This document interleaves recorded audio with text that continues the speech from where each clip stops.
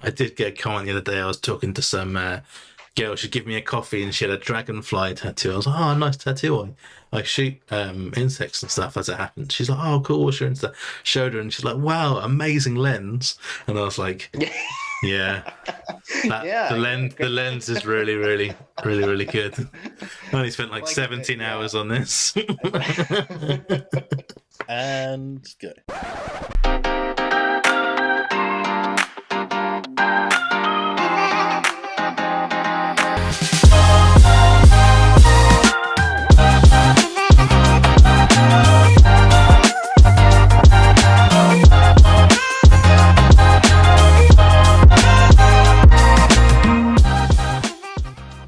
Hello everyone, welcome to another little video chat. This time around, I've got someone I've been wanting to speak to in this sort of format for literally like 2 years or more. A bit of a legend in the game, one of the most decorated macro photographers, just absolutely incredible at what he's doing. So really happy to introduce Mr. Ben Salb. Ben, how are you doing? Hi, I'm fantastic. I've been looking forward to this for longer than you, I think, because I've been watching your stuff for a while. When you used to do like the live Instagram interviews, and it's like, when's my time? When am I going to get that? And I never did. So I know this is a pity invite, and I had to do it. So You're the jewel in the crown, Ben. You're the jewel. But no, in all seriousness, we've talked about this for a long time. Me and Ben are kind of ridiculously close, really, and have been for a long time. We share very much a passion in being quite granular in photography and processing and everything. And one of the things that sort of turned me on about you was just your sort of seeking perfection as something that I've kind of thought as a tagline really for this video in terms of every element of photography and how you apply yourself to it. And we've always talked about different parts of the process, and in many of my videos I've dropped your name because you've sort of I don't know, initiated or discovered something which has just made the process more seamless. So I owe literally loads of my processes thanks to you and your sort of mad granular nature of it, to be honest. well, thanks for that. And truthfully, I feel like I took a certain leap. Not to throw the compliments right back at you, but I took a certain leap once I learned some tips and tricks in Photoshop, because post-processing, there are certain parts, specifically with the stacking and lighting, color, and that. Like I had all that down, but Photoshop and some of the detail recovery, the cleaning up and things like that, I feel like that's what really took me to the next level. And I owe a lot of that to you and your the advice that you've given for that stuff. So thank you for that. But yeah, no, I have become obsessed with some of the smaller aspects of macro and what you said, the granularity. I'm fascinated with like how clear we can get a picture, how clear we can get a stack of 150 pictures. Like, I don't know what it is about it, but it draws my attention. I'm constantly thinking about it. It makes me excited. I love going out. I love shooting new things, and I just love the challenge of it. So I can't see myself getting bored with it anytime soon. So. It's fun actually because I spend quite a lot of my time probably optimizing my images for Instagram, which is just such a different battle compared to creating a great image on my big screen in my office. I always have this image that I think looks great, and then as I've said to many people before, I sort of do a test post on to Instagram and see how it looks, and it always looks just not nearly as good. So then I have to change loads of different stuff in the back end, and it's such a different part compared to you sent me some of your images on a high res, looking at those and on here and being able to sort of properly take in all of those pixels and see the real fruits of your labor is something that we don't get to do nearly often enough. I think it was you. I think we commiserated with having the same photo on our phones, like 20 copies of it, trying to get that Instagram ready copy. He was like, nope, color's off. No, doesn't look that great. And yeah, but that's all part of the process, you know, the transfer between what you see in a big screen to what is most effective on a small screen. Because that's important to me. Is like, how can I portray this image that I think is great in a way that it looks great in this vertical 4x5 format. Um, and honestly, that has definitely shaped the way that I take photos. Like when I compose, when I get things in frame, I'm thinking about that vertical 4x5 crop. And sometimes, like, that's all I see. And I won't even care about anything else going on in the frame because I'm already pre-cropping it in my head. And so I don't have a ton of photos that look great full size, like full frame, you know, full sensor, because I'm really just kind of focused on how it's going to look on that device, because I feel like that's how most people are taking it in. I'm not saying that's the way to go, and I'm not saying all my images are like that. And I would like to be better at more of a composition. And I feel like it's just ebbs and flows with like what my style is like and figuring out new challenges and new compositions and things like that. So I think I sent you two like wider angle shots.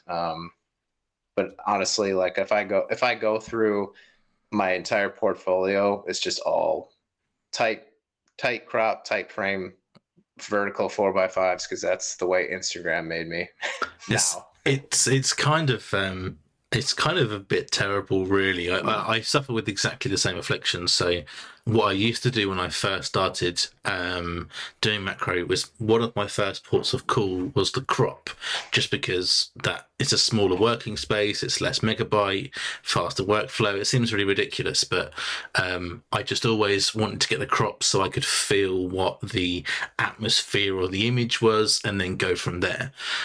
Whereas now, a lot more, I try to do that later on because the problem is once you've done that, when you do actually, if you do ever want to return and do the landscape style stuff, it You have to becomes do an everything all over. yeah. So I'll invest like 2 or 3 hours into get this image perfect, but then I have nothing but a 4x5 image, which is an absolute just pain in the ass. I'll have a little just flick onto your Instagram now so we can see some of the nature of your images here.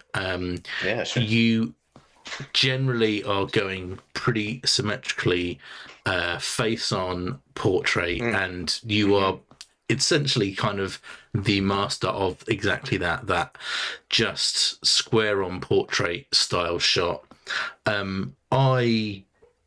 I've always loved wildlife portraiture in this kind of manner. It's something that I kind of started off very early on, but then when I saw that you had been doing it, and so I don't say exclusively, but near exclusively, it actually kind of made Pretty me much. it made me stop doing it as much. I don't know why that is. It's something I've always thought was quite interesting, but I think for me, I'm such a jack of all, so I do all different types of photography. I like to change things up. I struggle to do one thing similar all the time. So I think for me, I had to spread the wings a little bit and do different styles, and I couldn't just keep doing portraits. But I always loved that you were so just meticulous in getting this consistency through your images. I don't know what image it was, but there was an image that kind of started it for me. And I'm pretty sure it was a single shot and it was just straight on. And I was like, oh, wow, I was able to get it just like nearly perfectly symmetrical.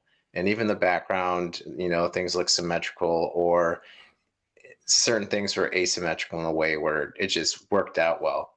Um, that is what I currently strive for because I feel like that's kind of my, I don't want to say my style, but clearly, I mean, as as you pointed out, like that's most of my shots.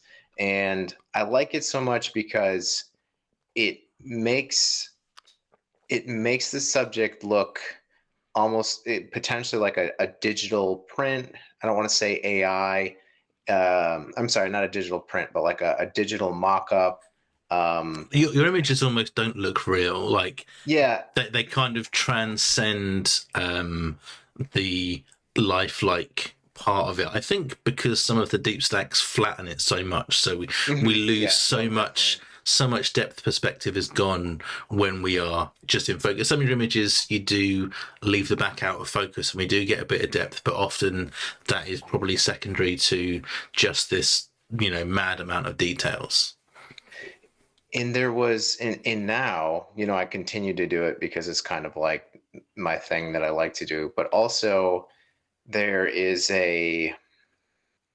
it's almost like this is a successful image to me personally because I was able to somehow get this shot at the exact, angle that it needed to be, because it's not easy, especially when you're at, when you're at 2x.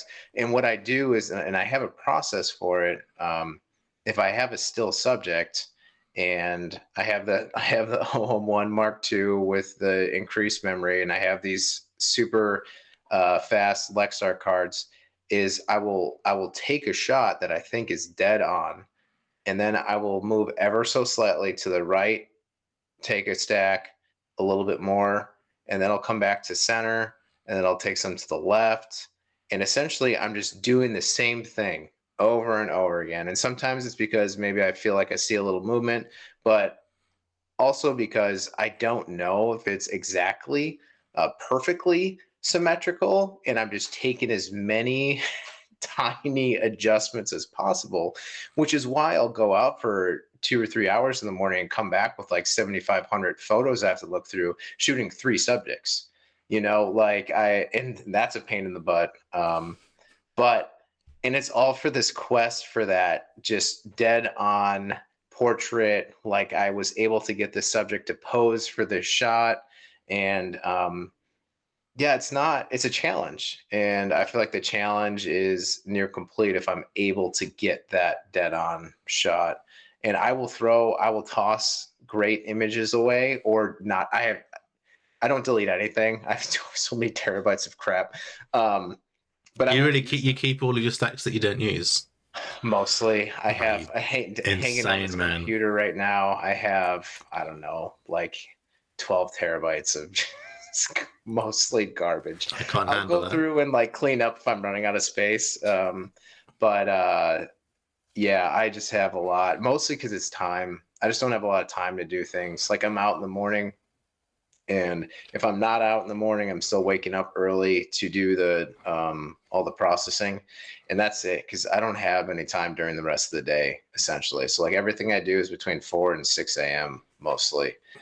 So I'm just hitting that opportunity window and doing what I can. And I usually wait for the winter months to look through the catalog of stuff I could start deleting, but I never end up doing it. So it's going to be a real problem this year. So I'll Mm. have to do something about it. But Yeah, not yeah, space becomes a massive issue for me. I because I also shoot professionally as well, and a lot of video and 4K stuff now. It's kind of got ridiculous, but for me, it's all I always had a problem to have a shed load of stacks there. This is where our process is a bit different. If I take like 6,000-7,000 images and say there's 20 subjects or so on, I have to know if the stack works and if it's good. I can't just have it there not knowing. So if I take, say I have 1,000 images of 1 or 2 subjects, my culling process is massively quickly go through it, find the best one, stack it, delete the rest. I just can't maintain that level of data indefinitely. I was buying a yeah. 1 terabyte hard drive like every other month, and I was like, this is not sustainable. I don't need to spend like $200 a month just on storage, let alone the fact that I know I'm never going to get back to them once I have that one good stack. Unless it's a different angle, I'm never going to look at them again. So So my problem is that even if I think I have the best stack, sometimes there will be an issue in it, and I won't notice it until I'm actually putting the stack together, which sounds easy enough. But I will usually, now I will actually if I'm going 2 times magnification and the subject is really small in frame still, I will pre-crop every single frame. Even if it's I just had to I had a Nat Ogre that was actually like over 200 frames because I was shooting at 6:3, I think. Just the one you sent And me. no, this was another Okay. one that I put 2 hours into that I'm never gonna use. It was too messy. There was too much in the foreground, and it was ugly. But I pre-cropped every single frame. By that I mean, so even with the I use Helicon Focus for the stacking, even with the parameters for auto adjustment set pretty high. And I know people do it higher. I just worry that my computer can't handle it if I do it higher, because I don't know how much more processing it takes if you're setting those parameters higher and it's like searching around to try and auto align. But I'll go in and I will crop the image, usually in a 4:5 vertical, because that's how I kind of compose things. Take out some of the excess on the sides, and I'll leave some room on the top and bottom, and I'll look at the grid pattern of the image, and I'll try to find a crosshair of the grid on a specific spot of the subject. Wow. And then I'll go in every single frame and try to line it in that same spot in every single one. And I do that with like images that I think are that I really want the details to be exact. If I know it's going to be like that Nat Ogre I did send you, like that was one. Like I knew I had gotten the best details in the eyes that I've ever been able to do. I had some different settings, and I wanted to make sure that the stack, like there weren't any auto alignment issues. So I pre-cropped every single frame in that one. I don't think that one was too bad. That was like 60 or 70 or 80 frames. But still, I just sit here. I'm like in the dark, like from 5 o'clock in the morning, just like looking at each one and just like click. Okay, next one, click. Another thing I'll also do, because I export from Lightroom into Helicon Focus, is that because it's turning the raw image into a TIFF file, I will sometimes bring shadows up and I will take highlights down. If I feel like there's an area where detail could potentially be shadow detail could potentially be rendered or lost in that process going through Helicon and coming back, which I feel like has happened before. What I'll do is I'll bring the shadows up and I'm bringing it into Helicon, not looking like a good image. I'm just trying to make sure it preserves all the details. And then when it comes back out, I'll put the shadows back down just to make sure that I got any sort of weird hairs or anything like underneath the subject's head, somewhere where the light didn't hit as much. And then I usually always bring highlights down just to make sure nothing gets blown out with increasing the shadows. So That's really interesting part of the process. Actually, one of the conversations I was having with the boys from last week, funny enough, was how that when it goes into Helicon and comes out again, you are losing some of the data there. So you will have suffer and shadows. I'm just, it's all numbers for me. Like I want to get as many subjects as I can. So like I'm pretty slapdash shooting. I'll get some good shots. As long as I've got one or two, like good, next subject, let's go. I'm pretty slapdash of my culling, find a good one. And then the stack, if I have, let's say I've culled down to 1,000 images and have 20 subjects, I would just go highlight, stack, save, BC, next, done. And just that's it. Just go, go, go. And then I have like 30 stacks or 20 stacks there of images that I can then work on. And then I don't have to worry. Okay, I've got 30 images, I can work on them, but I know they're not nearly as good as if I spent a bit more time with them. Obviously the end product is okay, but I do so much more work in the back end. And I think that knowing that I have pretty reasonable Photoshop prowess to whatever degree, I in theory feel like I can kind of fix any problem if I'm missing parts of the image, or if there's ghosting, or if there's frame missing. I can basically blag it. Like it takes a little bit more messing around, but the time that I save in the front end, I think, then becomes a bit easier in the back end. But I really like the idea of lifting shadows and dropping highlights, because even if I just highlight everything and quickly do a standard pre-Helicon edit for all of them, that's probably a really good way to actually just recover some of that detail that you might well lose. Interesting. Yeah, and I think that comes down to approach. Like I'm completely okay with posting one image a week and spending all week editing that image. And I don't know why. At some point, it just became like the I have three young kids. I had them all on my macro journey, so it was like I lost time, then I lost more time, and then I lost all my time. And so it's either just a time crunch where I don't have time where I can sit down and go through something and finish it. So sometimes I'll have an image in Helicon for like 3 days straight, where I'll render one, lose track of what I was doing, come back, it's like, oh yeah, it's still open, render, then like B, and then look to see if I can clean anything up in Helicon, and then come back, and sometimes it's like 5 days later before I'm finally exporting those, and then it's like, oh yeah, I'm still working on this thing. But because the quantity of images I'm putting out is, I just don't have time.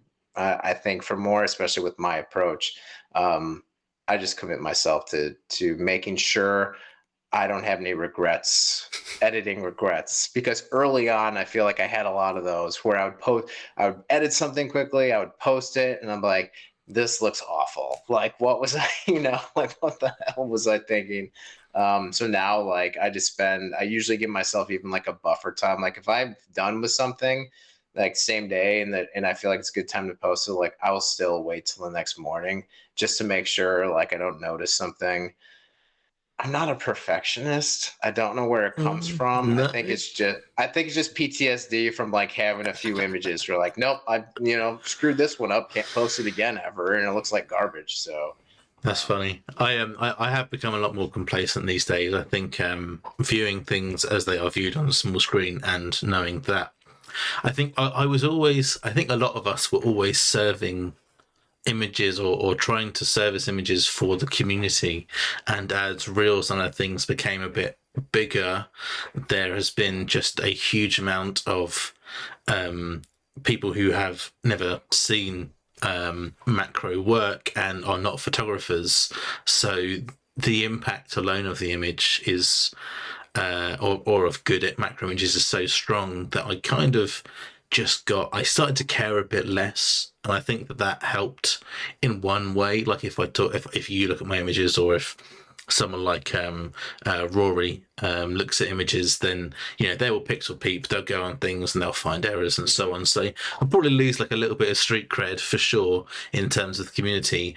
But again, like, for me, just capturing so many different things, I don't post that much anymore. I've been just busy, and as the professional side has taken up so much more of my time, the intrigue, or the what's the word, motivation has unfortunately dropped off. Like, I'll spend 8 hours in front of my laptop doing work, so the idea of then in my free time doing more becomes troublesome.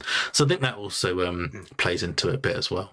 Well, I think too, another variable for me, I think too, is that, I'm in the Eastern US, and while I feel like I have some pretty good biodiversity here, I'm still just running into a lot of the same subjects, Sure. like it's not crazy. Like, there's some exotic, this or that at this park. It's like, no, it's pretty much.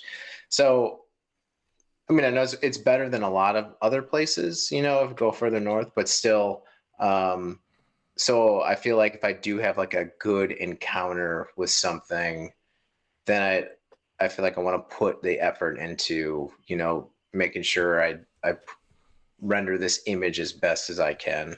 Um, just make the most of it. So, but I do feel like if I was in a place where it was just like, oh, I photographed this week and that, and or like I went out and then I shot like 8 things this morning, because that never happens to me. It's usually like 3. It's like 0 to 3 things I try and photograph, and then maybe I'll take one of those and then bin everything else. And by bin, I mean I'll just keep it on my hard drive forever. um, but yeah, so I think that definitely plays a part of it too. In my approach to things, it's like trying to get the best image possible of the specific subject, because I keep running into this subject, like the gnat ogres, and I keep mentioning those. Like, there's a certain time of the year they're everywhere in these very specific like bushes. They're just like hanging out in the morning, and if it's a cooler morning, they will just stay there, and you can kind of set up in front of them and photograph them. And they're a great challenge, just because of how small they are, and the complex eyes are so small that when you render those details, sometimes it doesn't look. It's hard to see like the facets of the complex eyes, and so that's something like I take photos of them every single year, and I just try and do things differently, approach them differently, and I'm just trying to improve like that specific subject and that image, and I'll spend a lot of time on it, because there's just really not a lot of crazy things to photograph here. Yeah, right. So Um, I mean, we've that's basically an intro, but it was a hell of an intro. But one of the main reasons that I wanted to get you on board was to talk specifically about diffusers, which is obviously a massive part of macro. So, how long ago did this start? That you were just very quickly, how long ago did you start yeah, doing this design for the diffuser we're about to talk about? it was almost it was last fall, I think, the end So of last nearly fall. a I want to year. say November. Yeah, I can look at my, That's all because right. So it was off season for right, okay. me. So it was fall, and I was trying to see if I could make some improvements. No, so let's say about 9 months ish plus in the making. One of the things that I had always been interested in was trying to improve some of the process myself in terms of the diffusion, and having seen that some people had my main interest was always this idea of equaling the light distribution, and specifically the kicker or the bounce panel at the bottom was something that I really wanted to start getting on board with. I made my own diffuser once, and it literally lasted a shoot and fell apart while I was doing this shoot. So it's not something I ever really wanted to take on again. But I was really interested to see if I could try and get this implemented. And I think that was one of the things that you also knew that you wanted to have involved, but also just to sort of again perfect the whole idea of how the diffuser works with your process and your gear as well. Yeah, I've always been a big proponent of the kicker, and I actually had the only kicker offered for the previous diffuser I had, and it was more of a going through some testing that it was offered.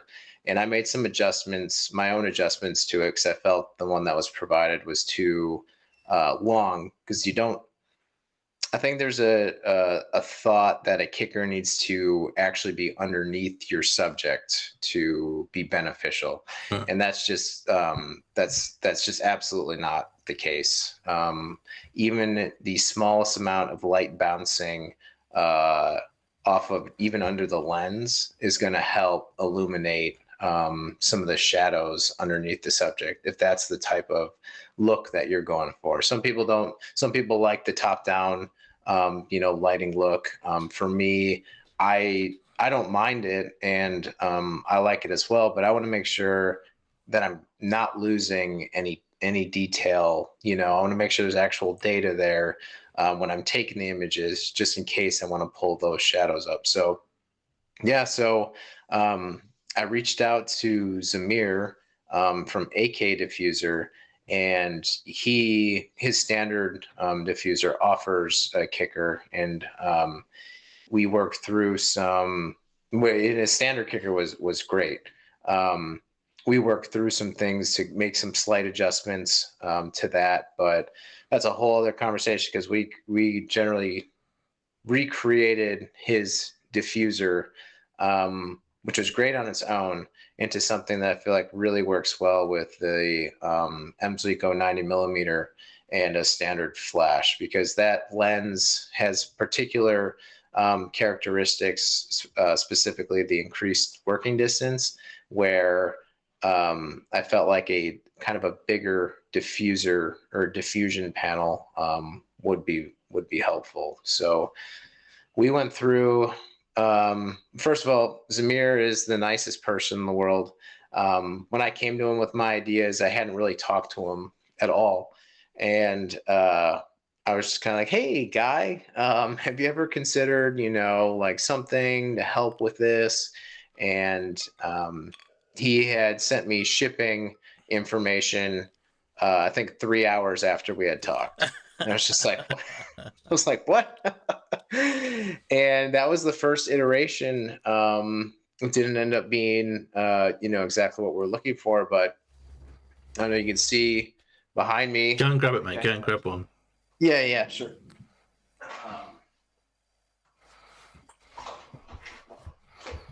So we went through, and this doesn't include all the materials and stuff we have. We've got this one, which I'm still a big fan of. It's just really big. But this one's cool because it's adjustable and it can bring the diffusion panel like almost on top of your subject. I know I'm far away from the microphone, but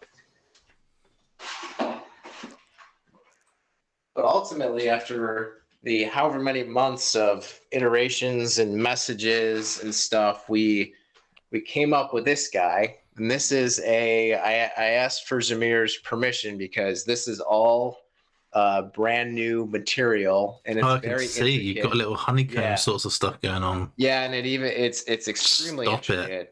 It has hidden things in it, but what this is essentially it's a wider panel than the standard diffuser that he offers, and it has this little extension on top here. And what that does is it helps bring the panel out further and closer to the subject. So the standard panel, I feel like, was back further here. And so it's bringing the diffusion panel closer to your subject. It's giving you like more room for error with lighting. And by that, I mean, you can be not too far away. You can be further away from your subject and accidentally blow out highlights just because you didn't realize how far away you are with the 90 millimeter, especially if you're shooting like under 1x magnification. And we're actually using, we did a lot of testing on the material itself. And we have we're working through, this is actually a sandwich of two different materials here. One is absolutely perfect for diffusion. It's just very flimsy. So what we have in front of it is a more rigid panel, and he has a standard panel as well. Just for me though, and the amount of stacking I do and the amount of the light economy I need, this one, it works so well for me. But also, what you saw come from the top, he has a kicker too that comes with it. And this thing, the footprint on that does look a bit smaller than the one that I have. Oh, really? It's actually bigger. Is it actually bigger? Oh, okay. Yeah. It's actually bigger. So what we did is we widened out the bottom plate on it. Right. We widened out the bottom plate to spread it out. So the other one was more of a circular shape, but I would say like an egg shape going up. Right. This one, it's just as tall, but it comes out wider too. So it's more of a horizontal oval shape, which is more beneficial because it matches the shape of the flash head as well. Right. Yes, of course. And I feel like the light distribution is better coming through.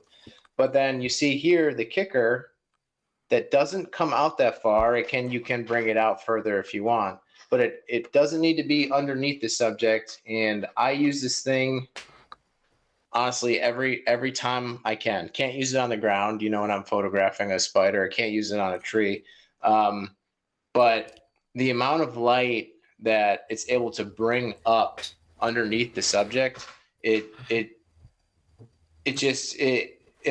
you've experienced it too. I just feel like the images are just have more clarity. The sharpness like is different.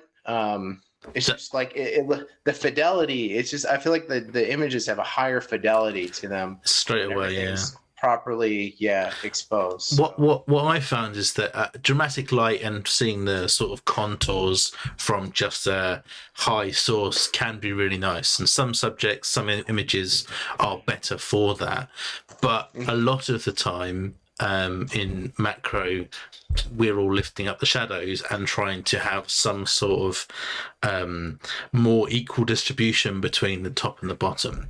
What I found the diffuser does is it doesn't necessarily illuminate the image like massively that it's like super noticeable. It does lift it up, but what happens is when you then lift your shadows, there is so much more dynamic range there that when you lift it, you get so much more detail, you don't get nearly as much noise, and then actually having that equal exposure between the highlights and the shadows is second to none. And one of the very first images that I really tried it hard on was that crab spider, and honestly, like it just straight away, and bear in mind that's a very pale subject as well, Right. it just looked amazing. And funny enough, I got comments after I posted it saying how well diffused it was. I was like, that's funny. I never really get comments about how well things are diffused. And like I've taken this out, and just straight away it just looks so much cleaner and neater. And I haven't normally, like the whole PTSD thing, I've found that a few times of images where I've lifted the shadows and then I posted it, it's like the shadows just look a bit dodgy, like they look like someone's lifted the shadows, it's a bit grey, it's a bit shit. Or I've spent quite a lot of time like trying to mask or brush the shadows to give it the same look as the other shadows, and this just put it all together. So I should say, once you'd been going through this for a while, about 2 months ago while I was back in the UK, I reached out to AK as well and had been talking to him, said I was really interested in the work that you were doing and that I would be interested to sort of also do some testing with the diffuser and see how it worked and finally try out this kicker. And like you said, Samir has just been an absolute legend. So communicative, so open to feedback, and like genuinely asking for it. Like if there's anything that you want or you can change or any thoughts, like he wants to know, he listens to it. And I think between you, what you've created was already something great. And I'm very excited to say that he sent me shipping information yesterday. Oh yeah, for the new one. So I'm very excited to give what I would say is the final iteration. But who knows? A whirl.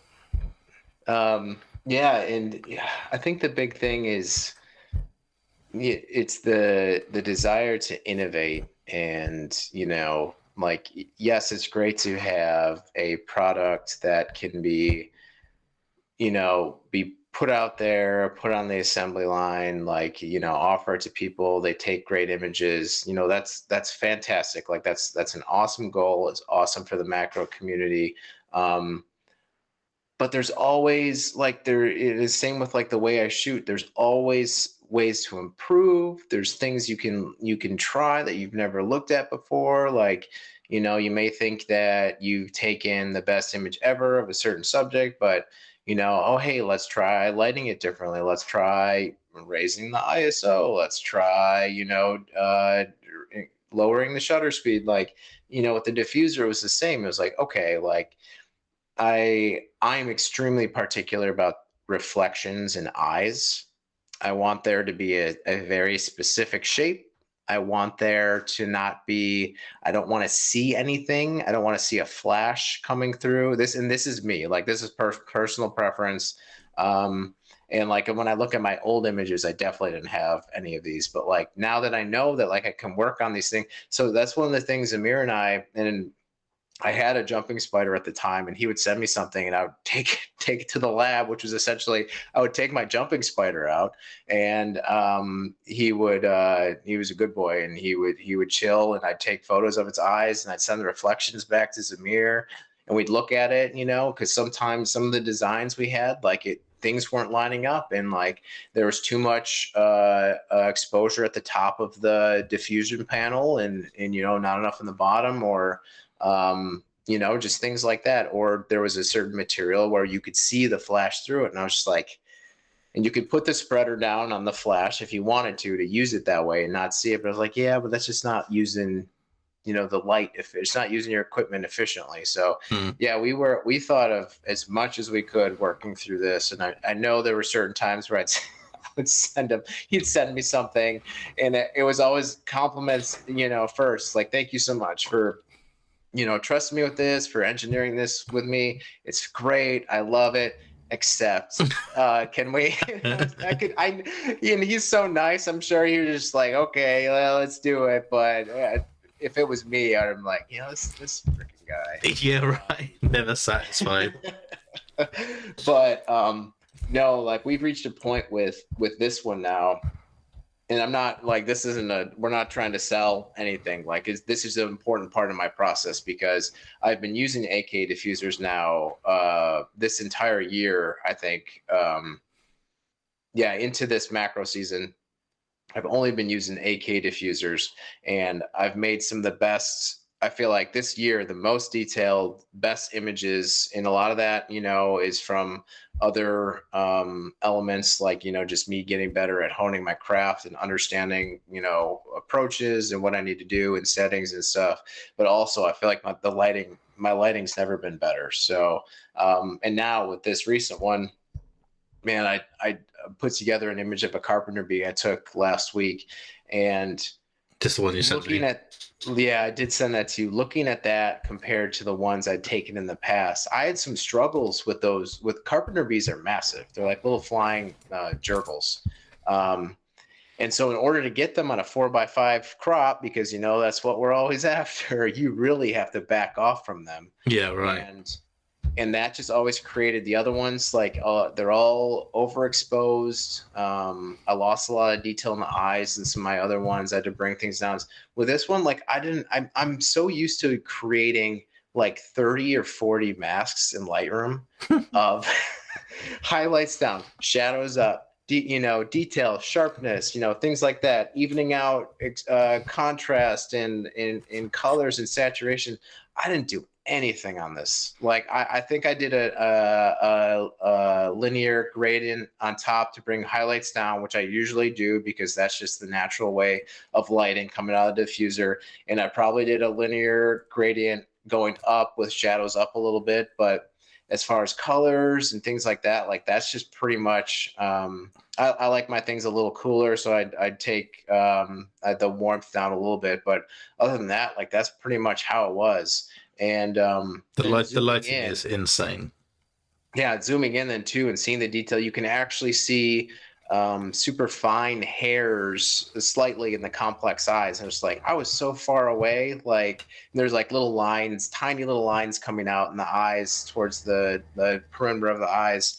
And I was like, wow, like this is it. So I'm super excited for this thing. And there's some, I don't know if you've seen, I don't know how easy it is to see here. I might need to lighten it up. But one of the things is this is a closed diffuser, which not everyone likes because some diffusers are easier to put together if it's just a top piece, But when it's closed, you're really getting the most light efficiency out of your flash because you're getting everything you can, everything bouncing in and out, it's all going out that way. However, with this 90 millimeter, the magnification's on the end of the barrel. So one thing Zamir and I did, we made a little porthole here, which is hard to see, but my finger's going through there.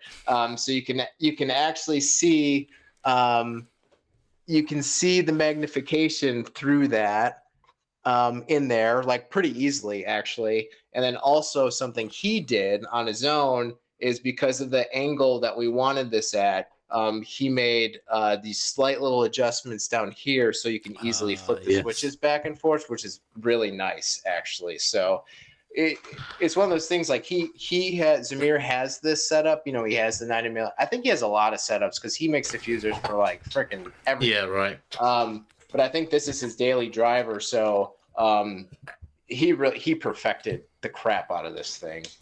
It's funny with just talking about that little porthole specifically.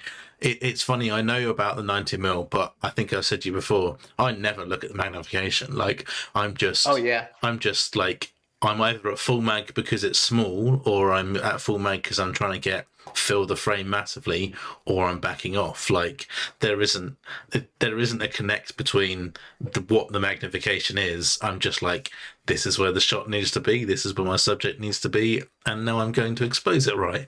So it's funny that that you're always kind of looking at the mag. I'm always I set the magnification. I mean, if I'm not at 2x, I think because in my head I have kind of this chart of what exposure looks like at 2, at 175, at 1.5, 1.25, 1, and then down below.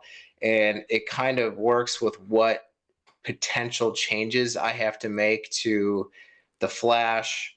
If I want to slow down, I'm usually at 150 for the shutter speed because I'm shooting in the dark. So I don't have to worry about the shutter speed at all. But yeah, so like I think it's because in my head, like when I approach something, I want to know that starting point based off of historically how I saw images exposed based on the magnification. I usually am adjusting anyways, so it doesn't really matter. But yeah, I don't know why I look at the magnification so much. I do. That's fine. Magnification slut. Yeah. Just very quickly looking at this Carpenter, as you were talking about it, I've sort of had a little look on these heads and stuff, and it is insane. One thing that I think is really good to think about for this in terms of that light exposure is this is a perfect example, really, because you have at the bottom you have yellow, at the top you have reflective sort of white eyes and that also very yellow bright face, and then in the middle you have a ridiculously dark area of blacks and shadows. So realistically, like apart from it being white and actually a reflective surface, this is super challenging to get a good even exposure through it. So the fact that you have a really even distribution of light, and we've got details in the shadows which look as clear and as sharp and as good as the highlighted areas, it's a perfect poster child for this diffuser and how this bounce in the light can just make such a massive difference. It's a beautiful image. I was happy to edit that one because I was like, oh, this is exactly what we've been working for, you know. So that all worked out well. But you brought up a good point though, you know, lifting, you can tell when the shadows are lifted too much because the detail is just like hairs will be thick and it almost looks like they're out of focus, you know, because the camera didn't capture more than that. So I don't know if a lot of people experience that. I know not a lot of people. Some people don't put as much time into the post processing that editing. They try to go more straight out of camera, and there's absolutely nothing wrong with that. But I think this diffuser is really good exactly for that, in terms of the fact if you want to do less work and you're not actually one of these people that, even if you don't do massive stacks, if you do like short stacks or singles, like again, you're just going to have an easier time in post having a nicer, better lit, less workful sort of image. Yeah, absolutely. And I did talk to Zamir before this because I wasn't sure if he wanted me showing the new design, but he said go for it. And I think he said this will be available in October. That was exactly my next question. So you may not want to be selling them, but I am happy to push the product and say that I think it is like you say, innovative. I think in terms of macro shooters, so many people are always looking to try and expand and get better. If it's coming out of October, that's great. Recommend that anyone gets on it. You've obviously created that specifically for the 90 and the Ollie. Is there a version for other cameras, or is it just that version for that setup? So there's a lot of elements that we introduced together that he has talked about now putting into his other um, lens and camera body designs. Specifically, I think bringing in his original setup, he had the panel completely inside of the rest of the diffuser. It's snapped internally on the top. Right. But we found in it that, you know, putting it on the outside, it brings the diffusion panel closer to the subject, especially because sometimes the panel could kind of bow inwards, which would even bring it even further away from the subject. And then we still like the being able to snap on the bottom. I prefer elastic strap on the bottom, just because for me, I don't like seeing the snap in reflections, Yeah, right. which is ridiculous, really, to think about. But specifically, because I have a pond near me, and I shoot a lot of frog and like toad eyes and stuff, and those eyes are so big, and really the focal point is kind of like that diffuser reflection. So I asked him, I was like, hey, you know, what can we do about, you know, is there an option to kind of get the snaps out of there? And so we went with the elastic around there, and we had to tweak some of the front panel. But Good. So you got yeah, elastic on there now, right? yep, Oh, yep. right. So Okay, it's cool. all elastic on there. Oh, Yep. awesome. Yeah. So it's yeah, man. It's good stuff. I love the shape of it, and um, I don't have any changes. Usually, like I have like, hey, you know, for the next one in like a month, because I don't want you working on it. Samir's so great. Like he just I couldn't ask for a better companion, like trying to work through. They weren't even real challenges because his product was great on its own already. Hmm. But he was just, you know, he was ready to innovate, ready to try and make things a little better, see what we could come up with. And yeah, when we came up with this thing, and it rocks. It really does. Yeah, I'm very excited to get it, and I actually adore this like honeycomb texture on It's it. really cool. Yeah, yeah, I do prefer like the subtle things, like with other diffusers and Yeah. stuff. I know there'd been like white ones and camo ones, and like I tend to like I don't want to really draw attention to myself generally, so the more discreet the better. But that is a really nice sort of subtle design Yeah, on it's that. really sure. You sent me a couple of other images. I don't know if there's something particularly you wanted to talk about with them. So the ogre we looked at and the bee. You've also got a mantis and a hornet. Is there something specific about those images or Yeah, how you achieve them? the Hornet I wanted to talk about because this stack should not have worked, because the mandibles were moving during the shoot. However, it was the only attempt I was able to get before it took off in the middle of the morning, which was terrifying, running around with the headlamp with the Hornet flying around. Um, and so I wanted to make it work, and it took everything out of me, all the tips and tricks I learned, and I probably spent 4 hours or so editing. Essentially, what happened is the mandibles were kind of just like doing this slow vibration thing. Mm. B, I think doing method B in Helicon captured all the details, but everything was duplicated, or you know, there's like three hairs instead of, you know, and I just, what I do often, especially in something that I want to be a great image, and I know I have all the parts there, but the parts, some assembly required, is that I go in Photoshop and clone stamp and patching, and usually at like 600 to 800% view. Yeah, So right. like I think 900 on these images. I think 900 is when the pixels start showing up in my computer. I was like, no, I don't want to see. I don't want to see that.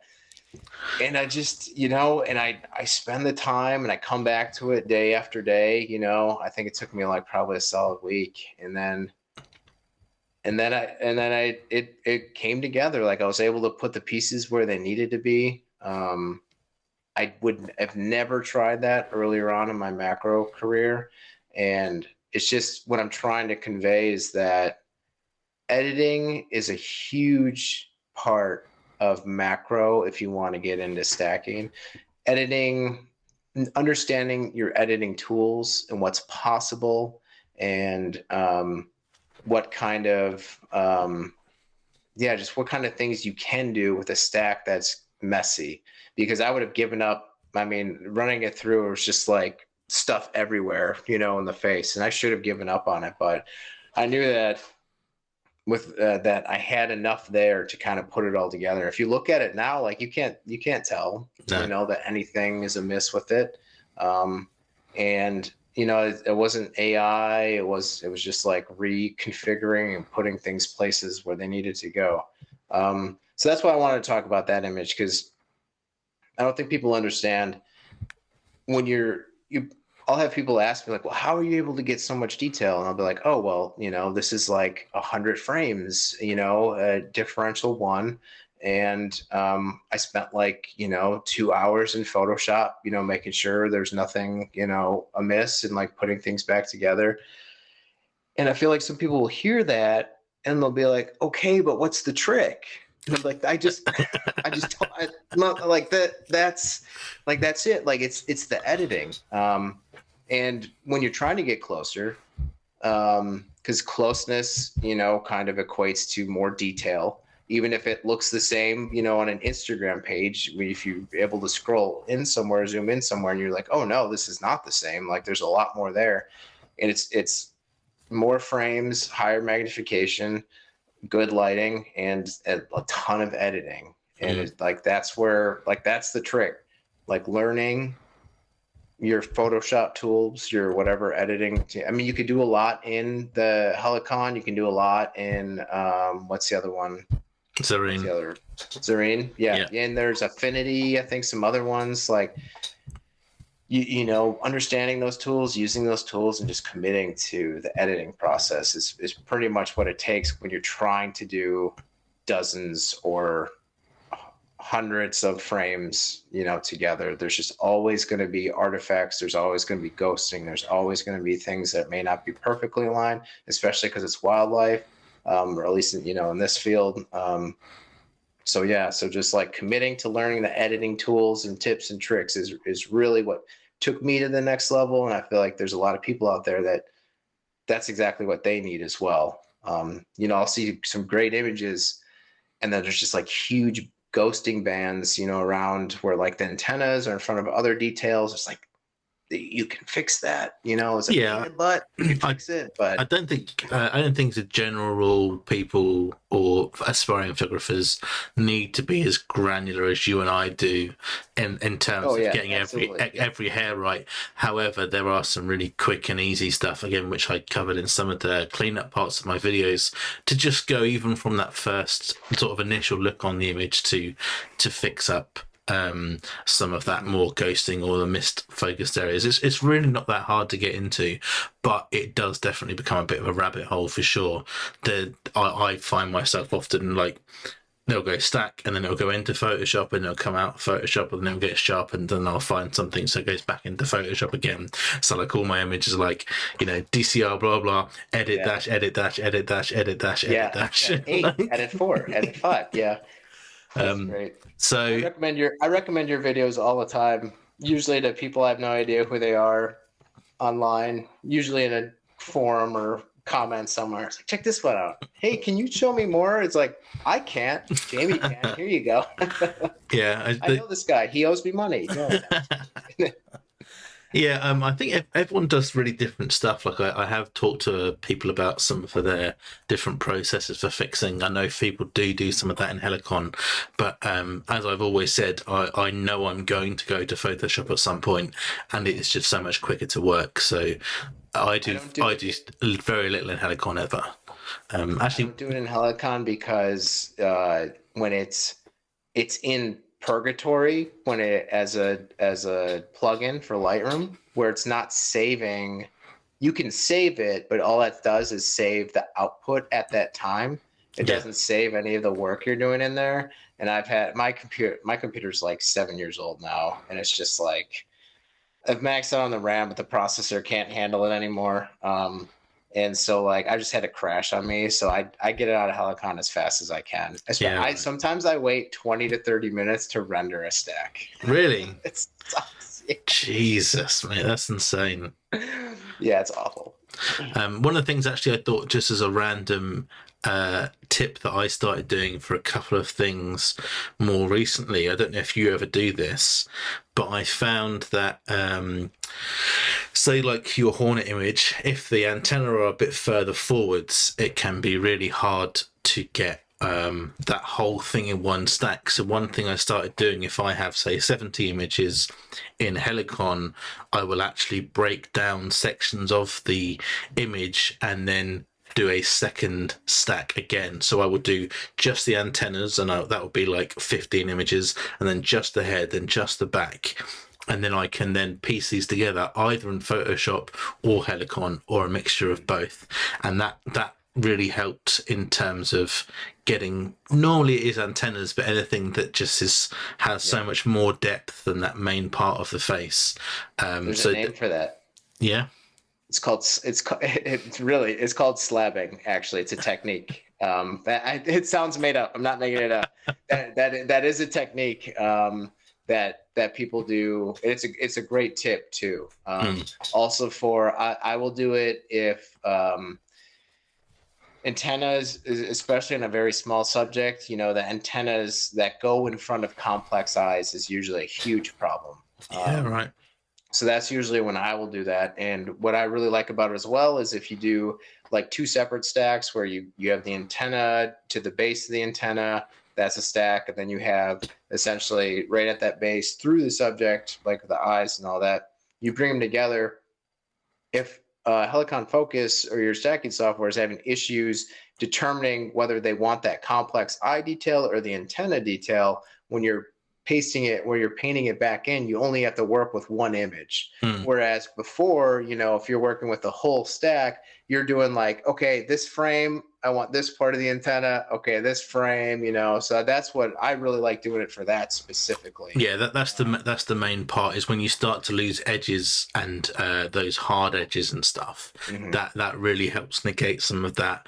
I generally will put it together in Photoshop because I just find it really easy to like puzzle put these things together, and then again I can clean up for things with a bit of masking on there. But as I look at that Hornet image, it's something that I have started to incorporate a bit more into the workflow again. So definitely a good recommendation for people. And this other image, this Chinese mantis. This is my. Do I want to say white whale? Is that the right analogy? I don't think I will get another image like this ever again. Okay. Mantis eyes are notoriously hard to render details in. And you can get the complex eyes, but it feels like you're missing frames, or they feel soft, or I don't know. I've always had my own struggles. Maybe not everyone, but with this one specifically, I felt like all the conditions were right. And this was an image from last year, so this isn't a newer image. But I always go back to it if someone asks me, like, what is that one encounter you had where you're just everything worked out right? And this mantis was in the grass. It had its night eyes. It had the dark eyes going. And so I feel like the light going into that was able to, it wasn't reflecting as much light. Mm-hmm. And it just stayed perfectly still. And I lined it up exactly where I needed to, nearly almost dead on. I feel like one of the simple eyes is behind one of the antennas more than the other. Yes, I look at that kind of stupid stuff, but it's actually with a head cock on there, which is seems out of character for Ben. It's fine. Yeah, a cock is fine with that. Okay, I'll allow it. But when I was putting it together, I was after this, like, I just want to be able to complete a stack with detail in it of mantis eyes. And then I put it together and I could actually see hairs, coming out of the eyes. And if you zoom in, you can see hairs coming out. It's like, I didn't even know that was a thing in mantis eyes. And it's just like thinking about me just waking up, walking to my local park, seeing this thing, just firing away, going back, spending a couple of, I feel like it was a pretty relatively clean stack too, just putting it all together. And at that time, not realizing like you might never get this shot, this stack again. I don't know. I feel like that kind of sums up bug photography, spider photography, macro photography to me. It's just that like the encounters, you never really know what you're going to encounter. You never know how you're going to be able to photograph it. But as long as you keep going outside, and as long as this earth doesn't end in a fireball of freaking CO2 emissions and, global climate change and all that stuff. It's like macro is all about opportunities and like going out and just seeing what you can shoot, and just like you have no idea, you're typically, some people go to, sorry, there's a moth fluttering around. I'm being gentle to it. Hey, get out of here. I'm not trying to watch. Typically people in macro, like, sometimes they'll travel to a location and encounter a specific subject, but mostly I feel like it's people just going out to see what they can find. And that's so different, I think, than birding and, other types of wildlife photography. Like we're just kind of doing what we can, photographing what we can. And I feel like there's just so many opportunities out there. And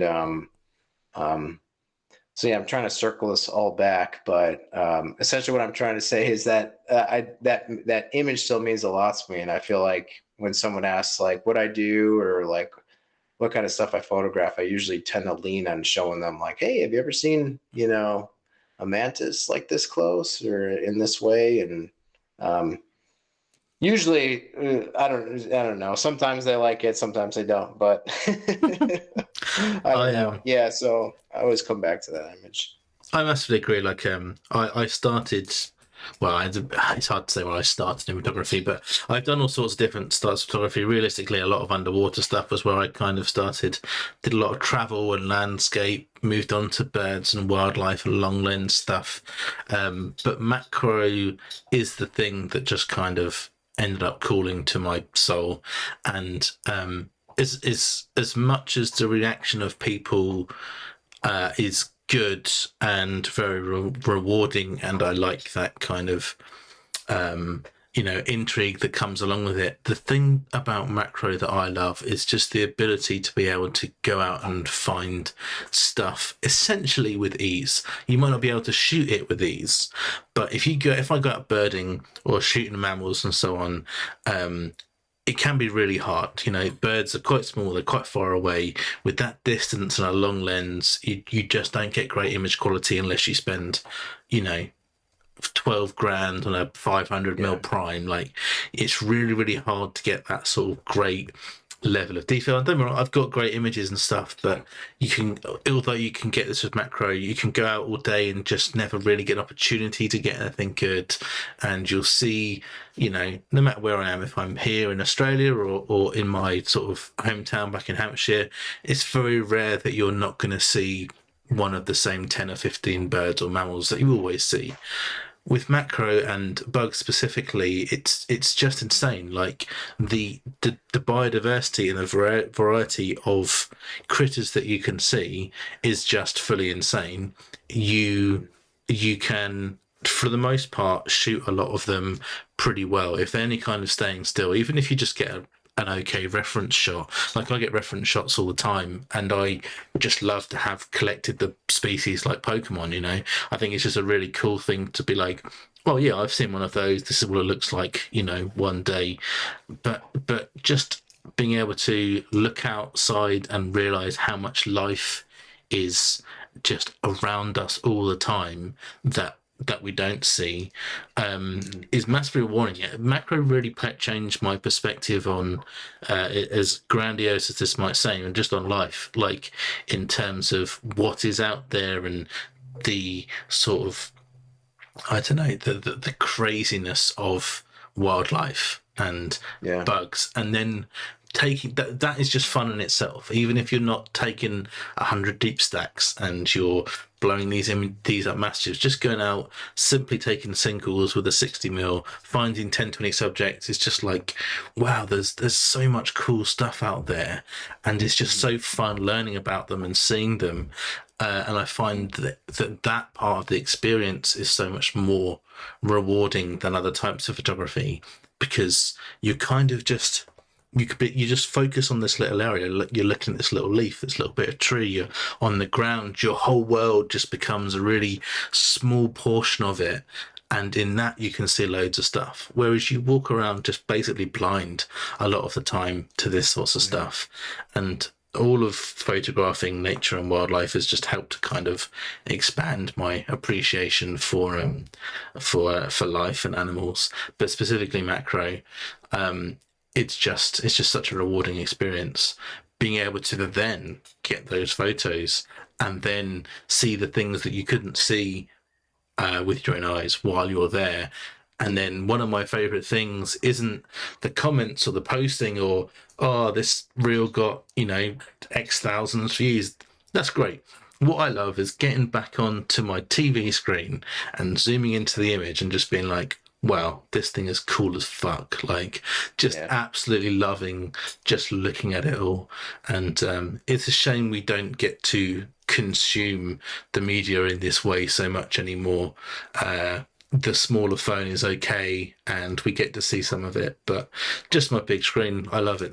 This is my fun time. I really enjoy just looking at all those details and stuff, and seeking perfection is one thing, but just the process. I just love the process. It's such a fun hobby that generally just feels like good for the soul. That's really why I do it, and that's why I've kept doing macro, whereas the other things have kind of fallen a bit more behind the wayside. Not to go all like super hippie on this, but No, you can. And going off the whole seeking perfection thing. So like what? So I really like that, because I feel like that for me, it kind of defines why, or explains why I keep getting up so early and going out like before work and on the, during the work week and on the weekends and stuff when I can be sleeping in. It's because I am seeking a perfection, and I feel like it's going to change over time. And right now for me, that perfection is that tight crop portrait shot. And I don't think it's always going to be that, because did you say you were talking about getting a wide angle as well? I have a wide angle. Oh, you should try using it, mate. I don't think it doesn't get close enough for me. The funny thing is that you are a good photographer at macro, obviously, but you're also a good photographer at other stuff. You had a Nikon and have done portraiture and other stuff. Like, you're not just a technical photographer. You understand of all the good elements. So I have no doubt that actually, if you turned your hand to some wider stuff, that you would create some great things. But I'm yet to see much from you.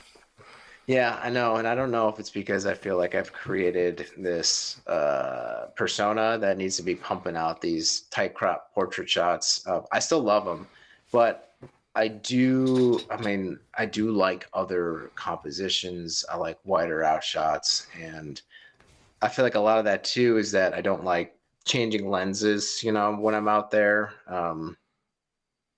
I don't know, just because I'm on a mission with that 90mm. But the 90mm can take further out shots. You just need to understand the lighting. And that's actually, I don't know if I want to talk about that cicada shot. I sent you.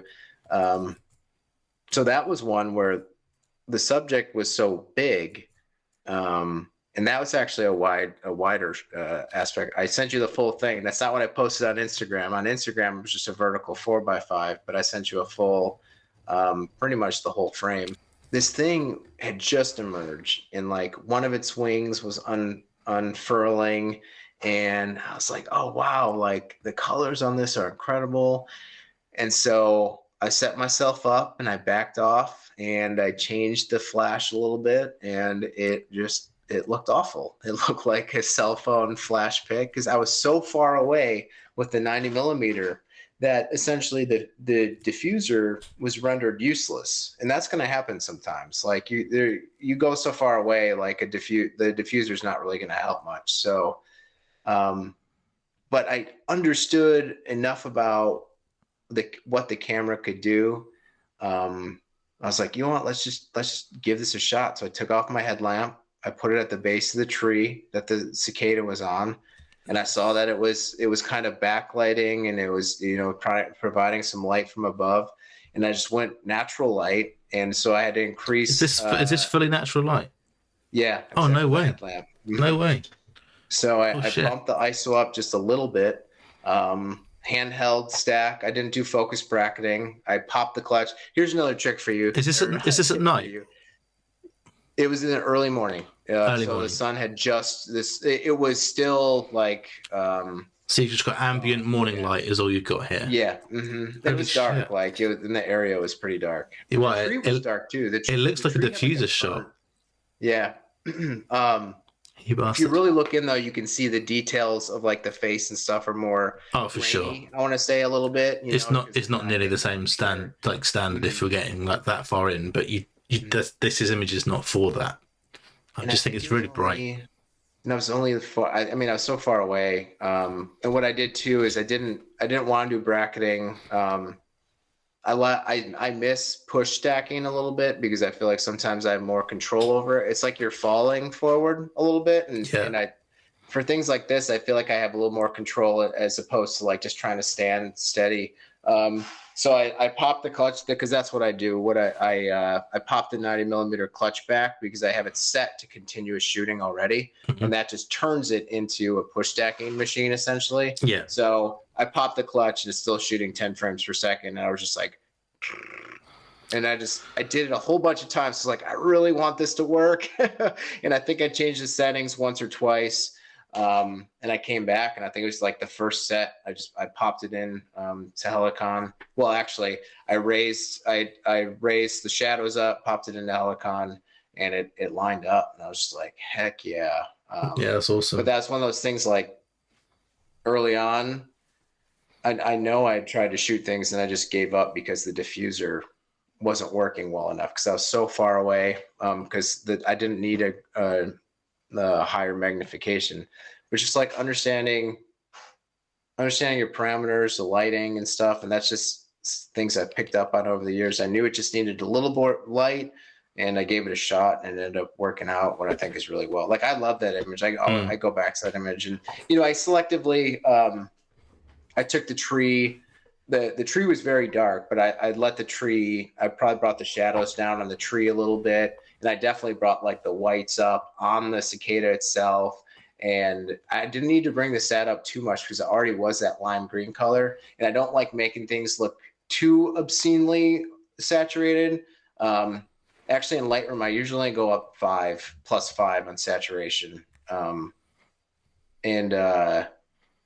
it's just, I really like how that one turned out. And I like the wide angle too. Right in there. So I actually use now the manual push method more because of a bit of a unfortunate circumstance, I guess, so I've still got the M1X, which is a bit old, so my stacking is always at 1/50, which is just far too much light.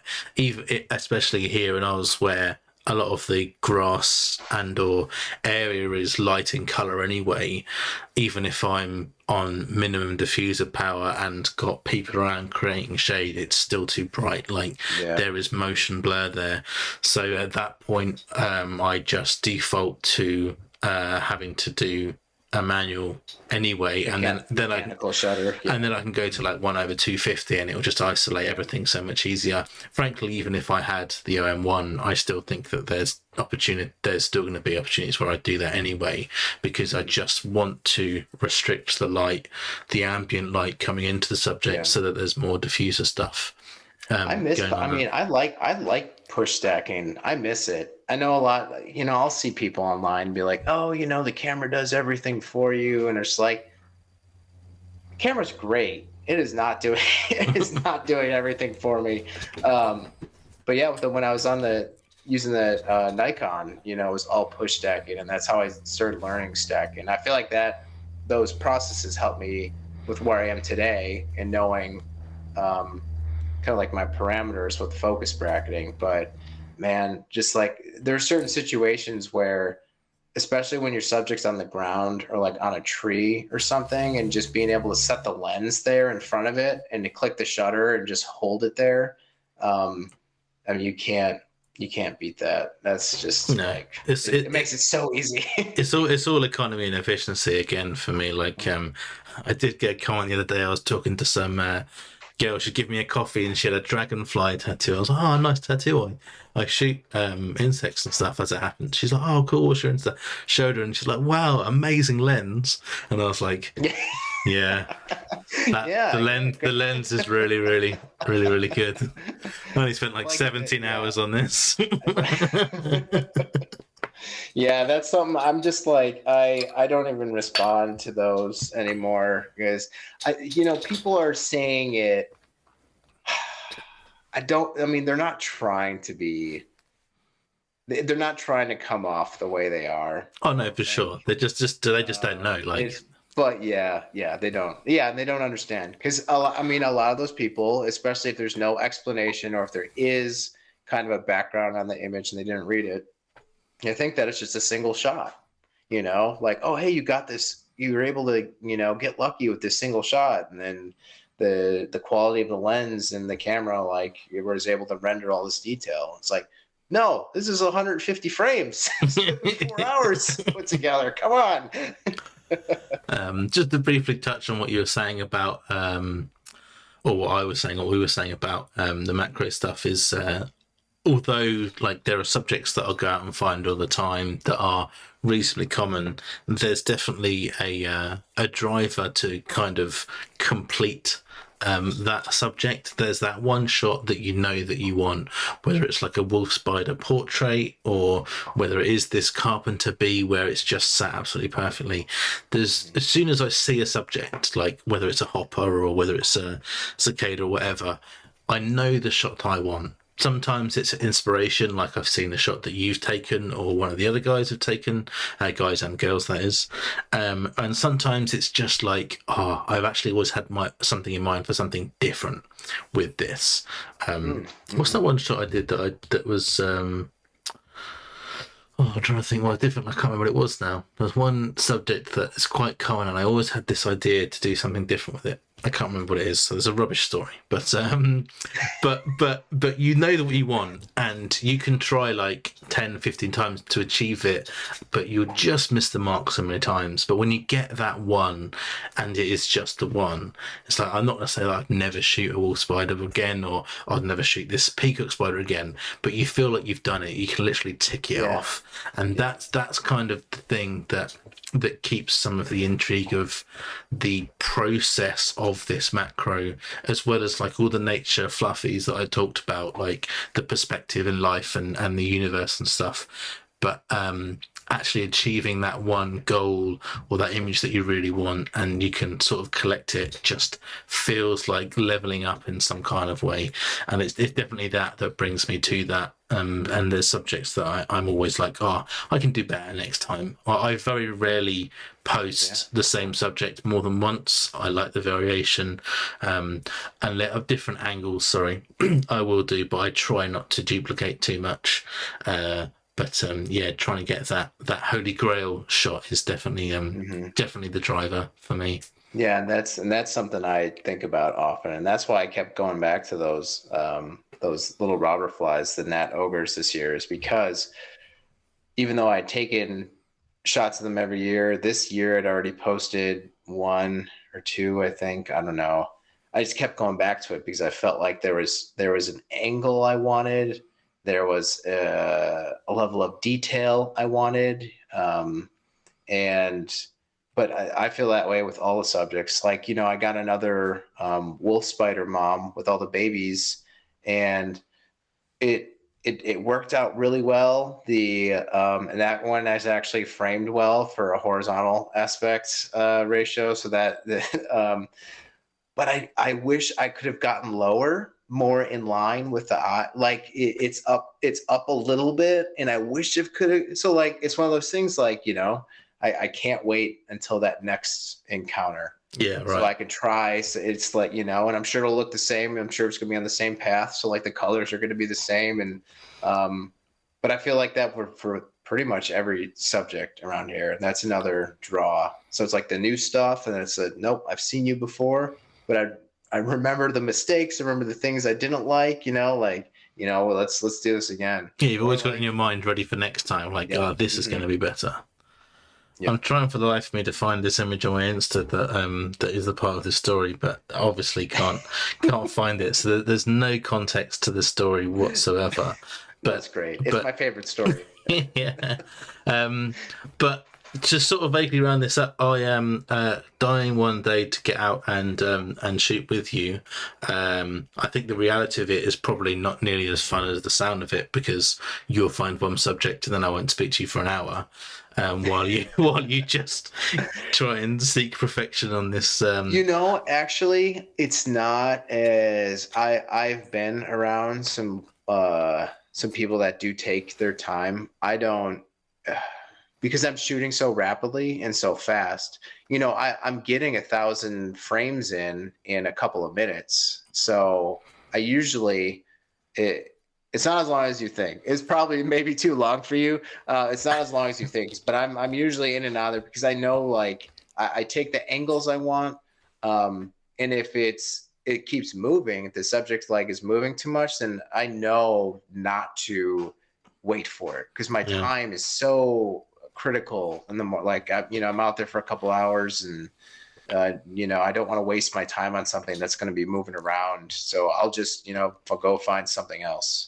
I think that you're just a lot more in tune as well, just through repetition and experience, to find that essentially square on symmetrical nature of stuff. Like, I go for that obviously a lot, and there are some subjects like, say, the ogre face spider, where I'm not getting that no matter what. Like the bucket listers, like, I am doing that, but I imagine that you are quicker to find that sort of even symmetrical part of it than a lot of people, because that kind of is your bag, for sure. So I'm sure it's not as bad as it sounds. Some people do definitely take really long. I love shooting with people, as is obvious. I find it a lot more fun. You find more stuff, and although I'm happy to shoot by myself, I'm just a lot more excited to go out with other people. And when you go out with like a big group of people, there is always one or two that are just like, come on, mate, just come on, this is done. This is done. We're good. It's fine. And it can be really funny. Like out on the macro tour recently, like some of the interactions are always funny. Like especially with boys who are a bit more lads. Like all these boys are, proper geezers and stuff. So they'll take the piss and they will get a little bit funny. And I'm just, for the large part, I'm sitting there just laughing at it. And what have you, is people get really like, oh, I've never shot this before, and they sort of have a little bit of a fit and fight over it. But there was one subject where I pulled rank for sure, which was the cuckoo. Cuckoo bee, and which I'd never cuckoo wasp, which I'd never shot before. Always wanted to see one. It was the last hour of our trip, and I think it was Bug Ninja found this one. Started taking a few stacks, and I was like, right, this is my time. Get out. This is me. You've all shot this before. I don't care. Get the fuck out. This is my time. But yeah, that's funny. I was out this last weekend with a couple of guys, Macro Scott, Tibor, Mar, Acevedo. I hope I pronounced his name right. The great guys. And Scott, I've known Macro Scott for years, and he doesn't post too much anymore. And all those guys are great. Scott's awesome, and he always seems to find like the rare stuff. And whenever you hear him be like, no way, like from the cache, it's like, you're just like, what is it? And this time it was a bird drop spider, a bullous spider, which like the encounters are super low, super rare, and it was just right off the path. And Scott is a single shooter, And so, like, you know, Click, bye. this is his subject. You know, like he took a few shots, and you could tell the rest of the guys were just like standing, hovering You around, get a little just queue of like. people, like.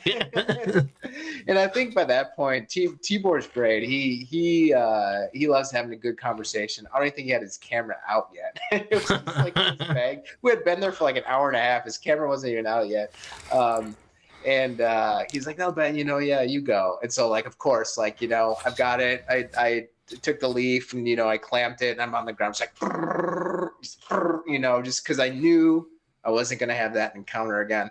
And like, I feel like I looked up at Scott. I was like, "Scott, you want, you know, get back in here?" You know, like he's like, "No, like, no, I'm good," or, you know, he's off like looking for other stuff. And at that time, I was like, am I the asshole right now? Like, I made sure I got out of there, and then Tibor went, and then actually Tibor had set it up on some angles.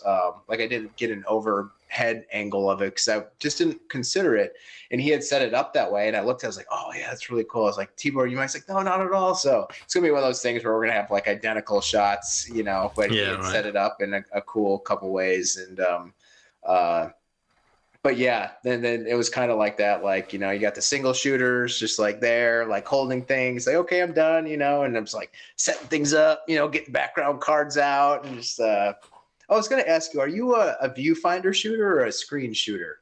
I used to always use the viewfinder. I do use the screen more these days. Sometimes it can be a bit dark to see, but it depends a lot on Yeah. stability. Depends on the where I am. If I've got good stability and I can sort of lean on something, I don't need to be there. But sometimes if I'm on like a tree or something that's a bit more awkward or higher, I would often put it to my face just as something else to lean on. So I use a bit of both. Have migrated more from just viewfinder to now LCD, but hybrid. I've had the OM1 Mark II since sometime in the spring. Wasn't that long ago. I've probably ran 200,000 shots through it. I put my eye to the viewfinder for the first time this last weekend. I was like, oh, because I was trying to shoot a spider in a web. I had no stability. And I was like, all right, like, let's see. I was like, oh, okay, I get it now. But, you know, I see people that only use the viewfinder. I think one thing people may not understand about the way I get a lot of my shots is I'm usually not, especially if the subject has antennas. I'm usually not taking it head on. I'm usually taking it from what would be considered an upward angle from underneath, because what I try to do is this is great. This is a good screen grab right here. I try to get the antennas so they're not crossing the complex eyes at all. Yeah, right. That's a big thing with the Nat ogres, because if you take a Nat ogre with it's got these pancake eyes, if you did it directly head on, the antennas actually stick straight out. And to me, that's just not, I don't like putting a stack together like that. So I'm usually, for most subjects like that, I'm coming from underneath. And I feel like, especially if you're sitting on the ground, like it's almost impossible to use the viewfinder for that, you know, because I like sit the camera like on the ground essentially, and I'm shooting up, looking through Yeah. my You screen. also get the body fall off then coming down on the image, like on this Nat Ogre. Yeah. Whereas if you're straight on, Mm-hmm. you lose a lot of that You get the perspective. bet. Yeah, that's another thing too. I don't like. I mean, I don't mind. I don't mind it, but I prefer.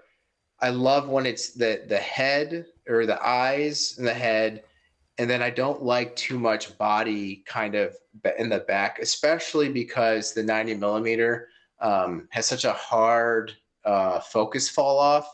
Where like as soon as that stack is done, it's just like it's just like bokeh, you know. It's just like, and I'm not like, that can look good, but I prefer, usually I take the stack down a couple more frames just to see if I can get like some more kind of fuzzy detail. And that's one thing I miss about, and that's just kind of the physics of the 90 millimeter, the 180 equivalent, you know, camera essentially is that kind of sharp focus fall off. I'm wishing for a 60 millimeter 2x in the future, maybe a pro lens. Mm.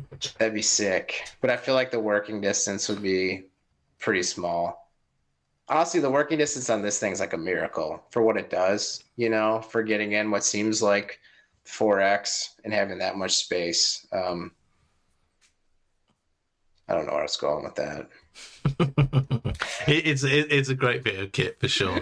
Yeah. Yeah, I really enjoy the camaraderie between different people. It is really really funny when you get a load of guys together. And I recommend, like, if you're a macro say dude, definitely try and get out with people. You'll learn so much more different things about your process, and like compositions, like you say, that someone always think about something different. Like, oh, I didn't think about that angle, and you do get duplication on shots and what have you, but it really helps you just sort of think outside the box. And yeah, speaking of quick, Rory has the R7, and I don't know if you know much about it, but the thing is just Not like, too much, no. it's Again. just obscene. I don't know what the frames per second is. It's either 20 or 30, something ridiculous. And like quite Is a it few. Flash? Oh Or yeah, is that yeah. It is insane. Oh, really? Absolutely Dang. insane. So a few of the boys will take a bit longer and are like notorious for being, hogging the subject or whatever. And Rory will come in and just like, See right, you done. later. Literally like 10, 20 seconds. Pretty much religiously, never spent more than 30 seconds or a minute on a subject. Like insane. Just the That's capability awesome. of that. Yeah, yeah. And he's doing some mad stacks as well. And that speaks to his, his experience too, and his expert level of knowing his approach. I'm sure he was thinking about how he was going to do that before walking in there, and he knew his settings, and just being able to. Yeah, he's honed in for sure. It's so funny with the different level of, like, everyone brings something different to the party, and like Luke has always shot on just the most piss poor gear ever, and when I shot with him on the first episode of In the Field, his gear is now worse than that. He's gone backwards Oh, all on gear right. because that finally died. So now he's shooting like a Sony A6600, some sort of horrendous thing, And he's making such great images. and still just taking the absolute just most sublime images. I don't know how he does it. Like, I genuinely don't understand how you can be consistent with such a different setup. And he's doing like, I don't know, 3 frames a minute or something. Just like, just his stacks are like tick, tick, tick, tick. This is fully insane. But yeah, his Luke's knowledge for stuff, it's just mad as well. Just having someone with that kind of with brain with you is really awesome. I'm very privileged to have such esteemed friends in various areas, and always trying to glean information off them, like yourself as well, mate. Should probably think about wrapping this up. I thought we were going to finish half an hour ago, and then we just carried on talking. We just kept going. Yeah. It's been really awesome to talk to you. I think that a lot of stuff we talked about, I know about you because we've always talked about our processes, but I don't know how many people sort of know all of the different parts of this, and the complexities, and the labour of love being the key word there, and what you, I, and so many of us do, and what's involved in terms of seeking that perfection with images. So really good to talk to you about that and break it down. The passion for all of these people is just all awesome. It's Yeah, man. feeding off this passion and desire to sort of tell the world about all these sorts of things, and it's awesome that the macro community is constantly growing, and people's exposure to it is constantly growing, and seeing more people like PB Macro getting his images up in sort of nature. What was it? Not Nature Reserve. Whatever. The Royal Entomological Society, or No, some it's other. one of his local. He's done a few things. But yeah, a nature park, but they got all his images up there. People starting to talk about that. So absolutely loving the exposure, and there is. No, I was just gonna say the macro community. I feel like I would have given up, or I would have found some other creative outlet if the macro community wasn't what it is. Mm. And it's a bunch of people that understand, or are about to understand, how hard macro can be, how challenging it can be, I should say. Because certain aspects of it, aren't hard. But I fully believe you can't go out with a macro lens and get lucky unless you're doing a far out composition. And I don't want to say lucky. What I'm saying is like if you're trying to get like a close up of a face or something, you're trying to focus stack some, like you need to spend time and energy to learn the craft. Like you're not just going to be able to go out and like, you know, someone going out with a $12,000 lens photo, you know, oh, hey, I got this cool shot of a bird I saw. Like, oh, hey, that's like National Geographic, where, you know, it's not going to happen with bugs, like a bug's face. Like you got to freaking put in the work for it.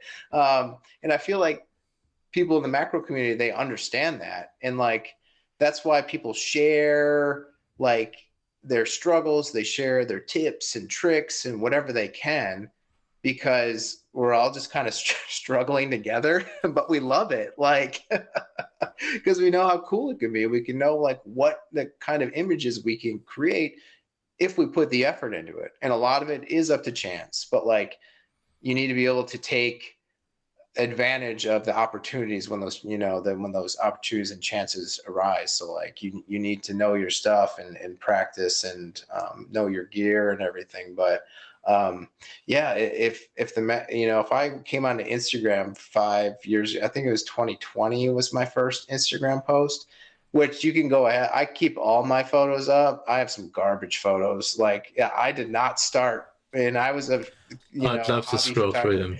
the very first image I have is just like, I'm pretty sure it was extension tubes on a 70 to 200 millimeter lens. And it is just like, it's nothing. It's a flower petal and a spider, like strand of spider silk. And it's like, what was I? Okay, whatever. You know, it is what it is. If I started posting to Instagram and like people were just like, you know, jerks, nobody shared their knowledge, and you know, people were just doing their own, I would have left it. Like even after so many years, and I feel like the community has really grown, exploded. I still feel like we're all still trying to share as much knowledge as possible, because the macro struggle is real. There's a t-shirt idea. This is funny. I've actually managed to get to the depths of the old school images. It wasn't that long ago. It wow. was not that long ago. This is funny. Let me just get rid of our faces. It's actually amazing to see images from you that aren't just face on stacks. That's how it started. I can't share this with you, unfortunately, but no, that's okay. There's go ahead. You can have a look at it on the video. This is I can't wait to see. This is really interesting. Oh, was this your first one? Is of a maybe a flower or a leaf? Yeah, it's just I think it's like a honeysuckle petal in spiders. So yeah. I sent that to a competition. I think I thought it was my best work at the time. And then I got a mic. I think the brand is Mikey 1.5x. Oh yeah. Cheap, and I think my neck, like after that image, the rest are with a dedicated macro lens, and then me just trying to figure out how to diffuse my flash. And I use like a mag mod. I made some of my own diffusers and stuff, and then it's just like a history of, you know, just working through what I thought my macro should be. I thought these images still look good, but I have just clicked on one and I've just gone full screen, and it doesn't quite hold up in the same way. Can't wait to see it. It's really funny as a thumbnail. It looks really good. And then you go full screen and it's like, oh, this is a mess. Only by comparison, like, you know. No, mind you, I was so bad at stacking and the idea of stacking. I still remember having a conversation with Jason Osborne. No, Jason Ogborn, yeah. Osborne, yeah. Ogborn, about how he stacked an image. I still remember having the conversation. The place I was living at prior, I was like, how did you do that? And he was talking to me about like how he stabilized himself and stuff. And I didn't start stacking for like a year and a half in a macro, because it was just like I was so bad at it. Everything I tried was awful. And it's just funny to me, like where I am now, and just like the freaking That's funny. I'm putting on, getting all these frames out in the middle of the woods in the morning. There's some nice images here. There's some nice wider images. Like they're just not of the same sort of oeuvre as the other stuff. But there's some really cool shots here. I'm really actually enjoying this. This should be a new feature. A new feature. I'm just going to go through the progression of the old images. Shout out to Jason, by the way. Funny enough, Jason of all people was the guy that I first reached out to also about macro. I think he just has this something about him, just seems like such a nice guy. Like he just seems really approachable. And I asked him loads of questions. He'd never spoken to me before and didn't know anything about me. I'd shot some wildlife bird stuff in the UK. Instantly just started quizzing him on some macro and how it all worked. And massive thanks to him, because I don't know if I would have got, as into this as quickly or as deeply if Jason hadn't have been just so accommodating. And then I met him finally for the first time when we went back to the UK. Wanted to meet him ever since we started speaking, and it was just awesome. He is just exactly the guy that he seems to be, and that comes across. So yeah, really really cool to meet him. He was a person I reached out to, and there was a handful. There was a good amount of people, and that's why to this day I go through messages that don't make it through to me because I don't follow people, and I will look for people asking for tips or help and stuff and answer as many as I can. And I'm sure I haven't gotten them all, but just because I know how much help I got when I first started, that really kind of got my macro legs, and then I kind of took off on my own and tried to discover my own things. But there is a steep learning curve at the beginning, like there really is. So that's for sure. It's one of the things I actually was thinking that we might cover, is like the difference between DSLR and Micro Four Thirds, but we've massively run out of time. But just looking at some of these images, they're still on your Nikon 105, and I went to one of this springtail. So a perfectly fine image, but the first comment is funny enough from Jason. And is it really? Yeah. And you've also shouted out Dennis in the comment as well, who is just an absolute legend. Well, that's a fun walk down memory lane. You're going to enjoy watching it. I mean, if you even watch this an hour and 40 minutes that we've just done on talking about this stuff, but if you do this, then there's some treasures there for you. Well, mate. Well, let's wrap this up. As I said to the guys last week, I'm keen to do more stuff like this, so when there is some fodder to be talking about specifically as things change or as competitions come out, might well do some more slightly shorter interviews, maybe when the Capity shortlist comes out and so on. If we get some images on there, we can have a talk about some of the backstories of that. But I really appreciate you finding time in your busy schedule to finally have a chat with me. What a pleasure. No, absolutely. It was great to actually talk to you in real time, see your beautiful face. I appreciate you even considering me for this, and you're just so lovely. And no, but seriously though, man, I have always your work I draw a lot of inspiration from. You getting out there definitely motivates me, because you're just so there is a completeness to your images that I just feel like they're always so polished, whether you feel the same or not. I know when you have an image that I know that, like, zooming in, like this thing's going to be pretty freaking clean. But you also understand the whole composition side of things, and like, just being super cropped in the face doesn't make an image a great image. And I do understand that, people. Like, I understand that too. But so yeah, man. So this is a huge honor for me. And if you ever want me back, I will make myself available, because this was great. For sure, mate. I appreciate the time. Thank you so much. And I'm sure we will finally one day meet and shoot together, and we'll make a rad ass video when that happens. Yeah, I look forward to that day. All right. Well, thank you very much for anyone that has watched another one of these pretty long format chats. I'm really enjoying them, so I'm sure there's one other person in the world that probably is too. Otherwise, hopefully do some more very soon as different things go on. Again, if you've got any comments, suggestions, or anything feedback-wise, then feel free to hit me up or drop a comment. Thanks very much for watching. Cheers, Ben. I'll catch you soon.